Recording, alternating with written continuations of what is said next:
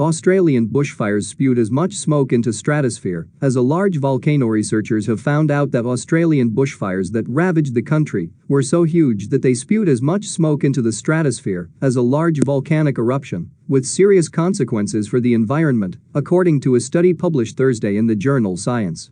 The stratosphere is the second layer of the atmosphere, right above the troposphere, where we live. The study co-author Ilan Koren, a professor at the Weizmann Institute of Science in Israel, said, "For us, it was a huge surprise. I never saw such an injection of smoke to the stratosphere," he said. The amount of smoke released into the atmosphere by the fires is comparable to that put out by the eruption of Mount Pinatubo in the Philippines in 1991, which was the second largest of the 20th century. Researchers noted that the smoke drifted away from Australia to the east and then returned again from the west 2 weeks later.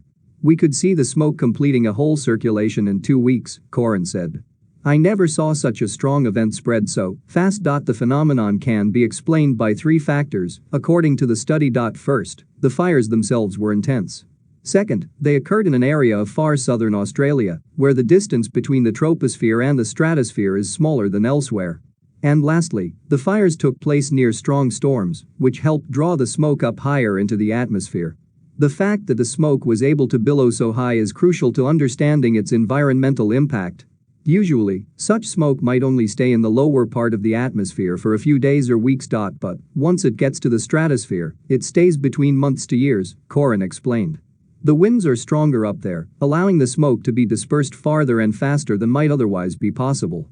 "Basically, what we get is a very thin smoke blanket that covers the whole hemisphere for many months," Koren said.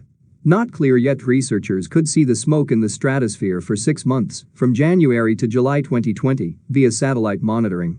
Eventually, it became too difficult to separate the smoke from the Australian bushfires from smoke in the stratosphere that might have come from other sources. "But most likely there is still today a signature of the smoke in the stratosphere," Koren said. "The main effect of the smoke staying in the atmosphere for so long is that it can reflect radiation coming from the sun." According to Koren, that definitely has a cooling effect overall, especially on the ocean, potentially disrupting processes such as algae photosynthesis in the southern hemisphere. The smoke can also absorb solar radiation, which can have a localized warming effect.